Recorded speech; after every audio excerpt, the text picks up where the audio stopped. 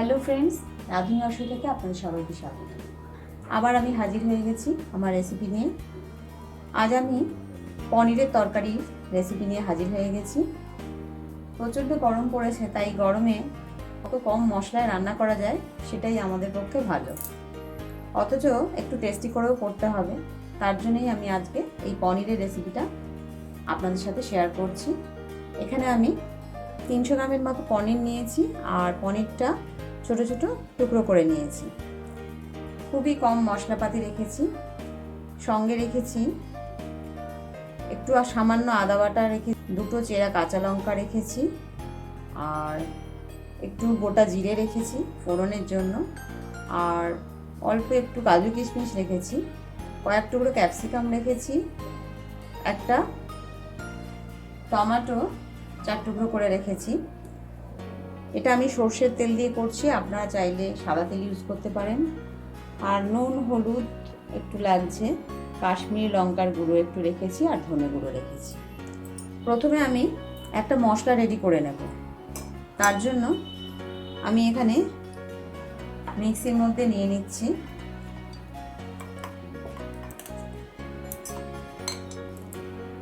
টমেটোর টুকরোটা নিয়ে নিলাম, ছোট ছোট 2টো কাঁচা লঙ্কা নিয়েছি, সিডটা কিন্তু ফেলে দিয়েছি।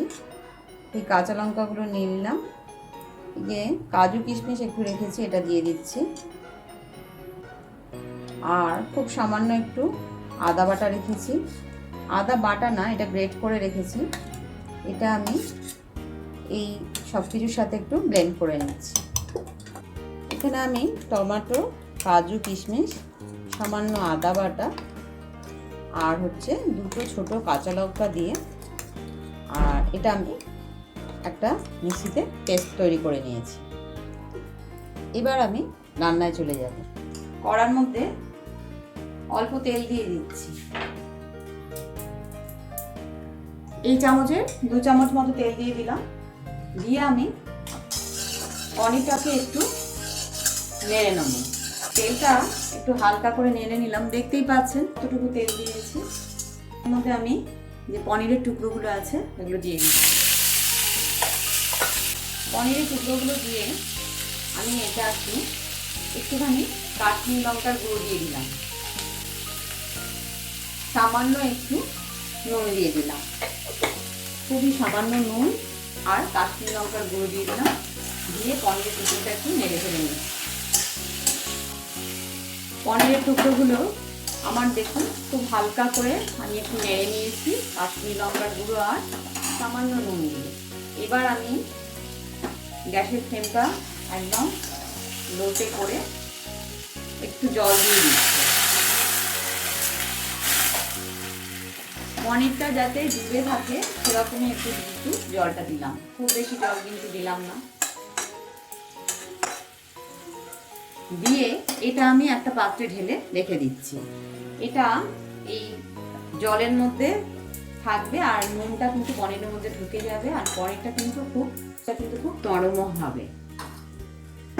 আলাদা করে কিন্তু আর ঈষদ উষ্ণ জল দিয়ে পনির ভেজালাম না, একদম ভেজে ওর মধ্যেই একটু জল দিয়ে পনিরটা আমি এই জল সমেত একটু পাত্রে তুলে রাখছি। এবার আমি কড়াটা ধুয়ে কিন্তু এখানে বসিয়ে দিয়েছি।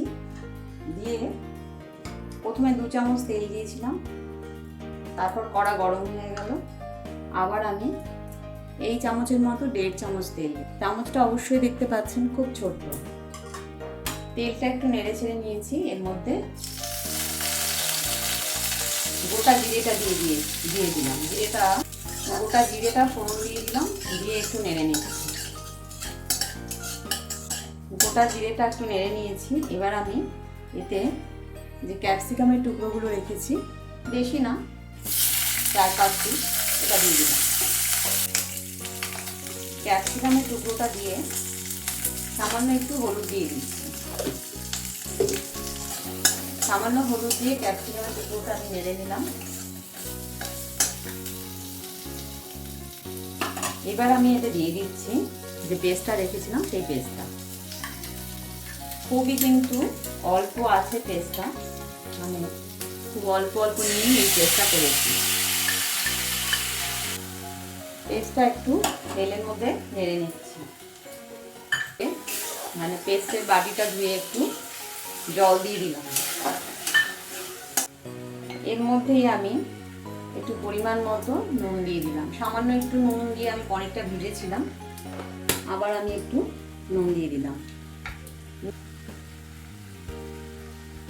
সামান্য একটু কাশ্মীরি লঙ্কার গুঁড়ো, একটু আমি পনির ভাজার সময় দিয়েছিলাম কাশ্মীরি লঙ্কার গুঁড়ো, আবার একটু দিয়ে দিলাম। আর দিয়ে দিচ্ছি 1 চামচের মতো ধনে গুঁড়ো, আবার একটু নেড়ে চেড়ে কষিয়ে নিচ্ছি। তেল কিন্তু আমি বেশি দিইনি, দেখে বোঝাই যাচ্ছে। যেহেতু তেলটা কম আছে তাই সামান্য একটু জল দিয়ে মশলাটাকে কষিয়ে নিচ্ছি। বেশি তেল থাকলে কিন্তু জল দিতে লাগে না।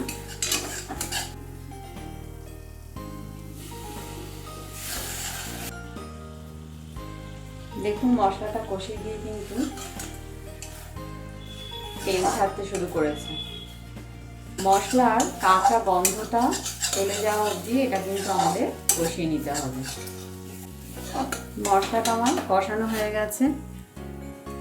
এবার আমি এই যে জল সমেত পনিরটা রেখেছি এটা দিয়ে দিচ্ছি।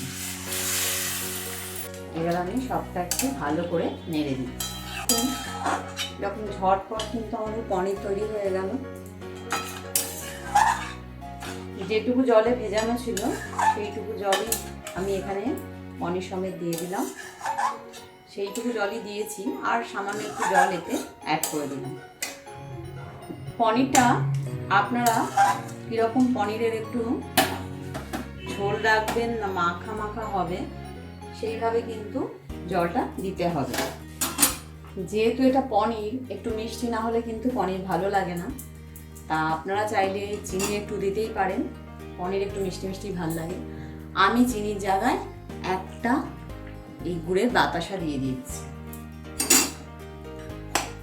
এতে কিন্তু টেস্টের কোনো হেরফের হবে না, চিনি দিলেও যা হবে এটা দিলেও তাই হবে। আমি এই বাতাসাটা দিয়ে দিলাম, দিয়ে গ্যাসের ফ্লেমটা একদম লোতেই রয়েছে, লোতে করেই রান্না করছি। আর এটা একটু চাপা দিয়ে দিলাম, একটুখানি চাপা দিয়ে রাখলাম।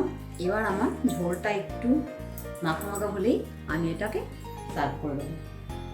পনিরটা কিন্তু খেতে ভীষণই টেস্টি হয় এই পনিরটা, অথচ কিন্তু খুব কম তেল মশলায়, দেখতেই পেলাম। আর খুব তাড়াতাড়ি এটা হয়ে গেল। মাঝে একটু এর ঢাকাটা খুলে নেড়ে দিচ্ছি।